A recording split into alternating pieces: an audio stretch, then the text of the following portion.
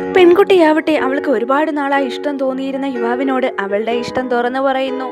അങ്ങനെ യുവാവട്ടെ സന്തോഷത്തോടെ തന്നെ അവളുടെ ഇഷ്ടം അംഗീകരിക്കുന്നു. അതിനുശേഷം അവരിരുവരും കിസ് ചെയ്യാൻ തുടങ്ങിയപ്പോഴേക്കും അവൾക്ക് ബോധക്ഷയം അനുഭവപ്പെട്ട് താഴേക്ക് വീഴുന്നു.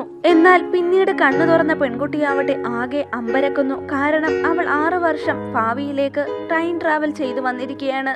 പക്ഷേ ആ അമ്പരപ്പ് പിന്നീട് അവൾക്ക് സന്തോഷമാവുന്നുണ്ട്. കാരണം അവൾ ഏറ്റവും കൂടുതൽ സ്നേഹിച്ചിരുന്ന യുവാവിനെ തന്നെ വിവാഹം കഴിച്ച് അവർ ഇരുവർക്കും ഒരു സുന്ദരിയായ മകളും ഉണ്ടായിരുന്നു.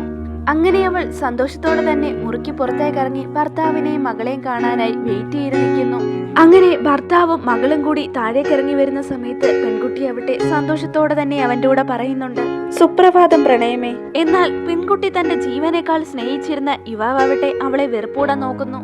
അതിനുശേഷം യുവാവ് അവിടെ നിന്ന് പോകുകയും ചെയ്യുന്നു. എന്താണ് കാര്യമെന്ന് പെൺകുട്ടിക്ക് മനസ്സിലാവുന്നില്ല.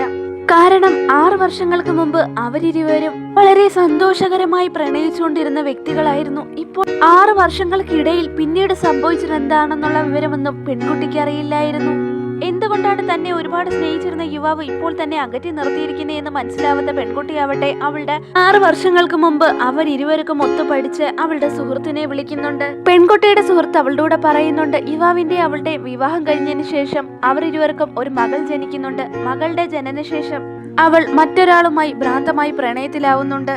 പ്രണയത്തിലായിരുന്ന യുവാവുമായി ഒരുമിച്ച് ജീവിക്കാനായി അവൾ അവളുടെ കുടുംബത്തെ വരെ ഒഴിവാക്കിയിട്ട് പോകുന്നുണ്ട്.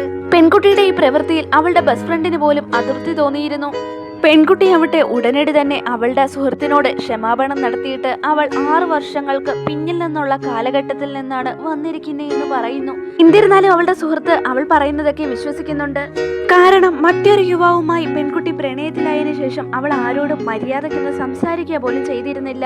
ഇപ്പോൾ അവൾ വളരെ സൗമ്യമായി തന്നെയാണ് ആ പെൺകുട്ടിയോട് സംസാരിച്ചുകൊണ്ടിരുന്നത്. അതുകൊണ്ട് തന്നെ ആ സുഹൃത്തിന് അത് വിശ്വസിക്കാതിരിക്കാൻ കഴിഞ്ഞിരുന്നില്ല. വീട്ടിലെത്തിയ പെൺകുട്ടിയാവട്ടെ അവളുടെ ഭർത്താവിനെയും അതുപോലെ തന്നെ മകളെയും തന്റെ സ്നേഹം കൊണ്ട് വീണ്ടും നേടിയെടുക്കണമെന്ന് മനസ്സിലുറപ്പിക്കുന്നു.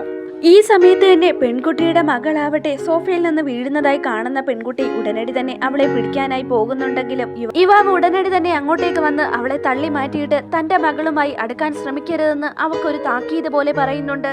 ഇത് കേട്ട് പെൺകുട്ടിക്ക് വല്ലാതെ വിഷമം തോന്നുന്നുണ്ട്. അടുത്ത ദിവസം പെൺകുട്ടിയുടെ അടുത്തേക്ക് ഒരു ജോലിക്കാരി വന്നിട്ട് പറയുന്നുണ്ട്, വിവാഹശേഷം പെൺകുട്ടി ഒരു യുവാവുമായി പ്രണയത്തിലായിരുന്നല്ലോ, ആ യുവാവ് അവളെ അന്വേഷിച്ച് അവിടേക്ക് എത്തിയിട്ടുണ്ടെന്ന്. എന്നിരുന്നാലും പെൺകുട്ടി അവിടെ അയാളെ കാണാനായി അങ്ങോട്ടേക്ക് പോകുന്നുണ്ട്. അയാൾ അവളുടെ ഭർത്താവിനെ പോലെ തന്നെ സുന്ദരനും അതുപോലെ തന്നെ ധനികനുമായിരുന്നു എന്ന് പെൺകുട്ടിക്ക് മനസ്സിലാവുന്നു. അയാൾ ആവട്ടെ പെൺകുട്ടിയുടെ താടിയിലേക്ക് തൊടാൻ പോകുന്നുണ്ടെങ്കിലും പെൺകുട്ടി ദേഷ്യത്തോടെ അവന്റെ കൈ തട്ടി മാറ്റിയിട്ട് അവനുമായിട്ടുള്ള എല്ലാ ബന്ധവും അവസാനിപ്പിച്ചിട്ട് അവിടെ നിന്ന് പോകുന്നു.